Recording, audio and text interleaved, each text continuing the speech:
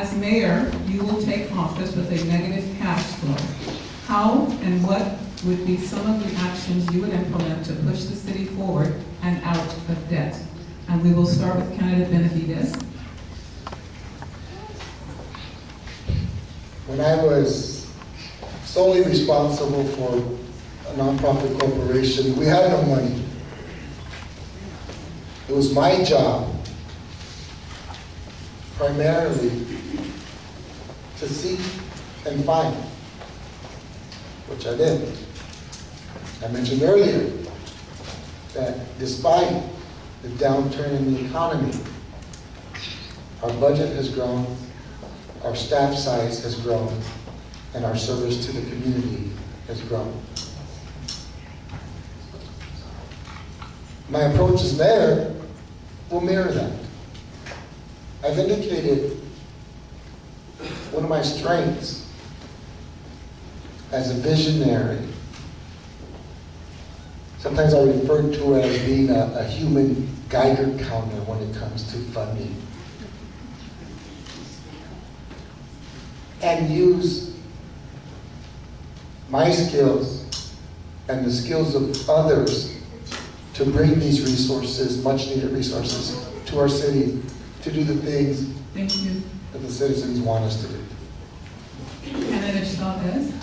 I think we have to bring more businesses in here, then our job rate will go down, then we'll have more funds available for them to go ahead and purchase a house if they want to purchase a house.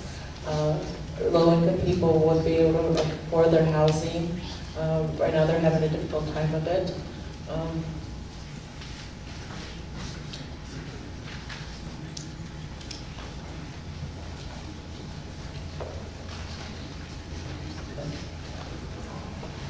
But really, it's everybody involved in getting businesses back into Riverside so that our economic development will grow better. And we'll have a better economy that way. Bringing in businesses will be bringing in our economy and our businesses and our lifestyle much better than it is right now. Candidate Gardner. Thank you. The question is based on a false assumption, and you know what they say about assuming. That's true.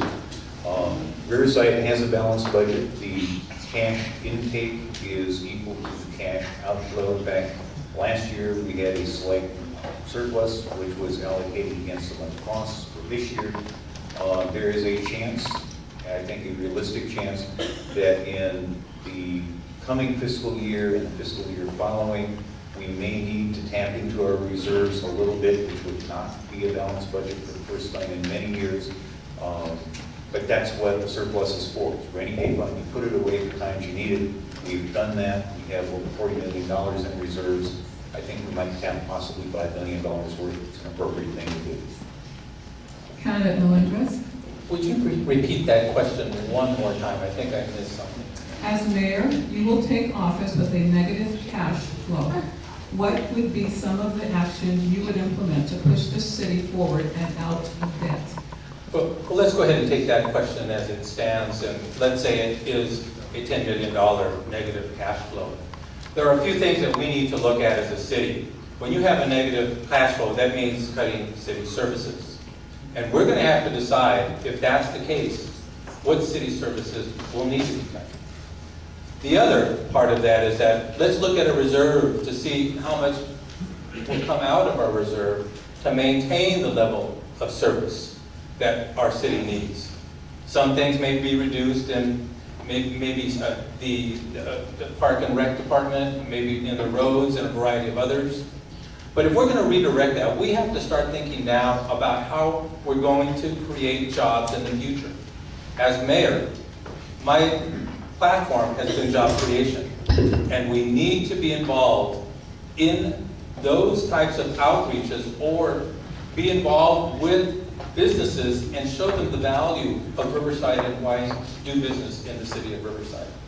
Candidate Petrosello. We do have a negative cash flow. When you look at the monthly financial statements, and they're available online, the little brackets means a negative.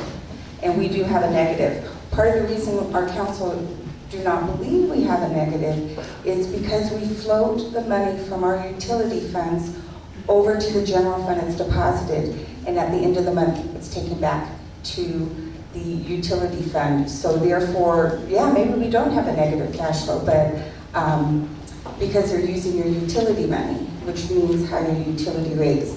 One of my strengths is I know how to read the monthly financial statements.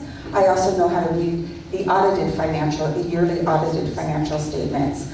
You have to know this in order to be mayor. You have to know where your funding's coming from. You have to know that when you take out bonds, you're going to pay back double in interest over the next 30 years. You have to know where your revenue streams come from, and you have to know when your payments are due and what you're going to be paying. We're going to have to make tough cuts. My priority is police and fire. Thank you. Candidate Atkinson? Thank you. This question was actually part of my closing statement. But if you look at the city as a whole, the budget that the city works off is $211 million a year, the general fund budget. Of that, $18 million is debt service. If you look at the overall city budget, which includes your utilities, you're looking at a total of about $993 million. And the debt service on that is about $147 million a year. So basically what I think the mayor is going to have to do, probably, it would be my approach, the first 100 days that he's in that office, he's going to have to sit down with the manager and go over the priorities on what areas are needed and what areas aren't needed, and make decisions. Because ultimately, the public, you folks out there, are not going to call the city manager up to talk about the issues and the cuts that you have in your areas. You're going to be calling up the elected individuals. So we're going to be the ones held accountable to it, and so we need to make sure that the city manager is held accountable to it. Candidate Bailey?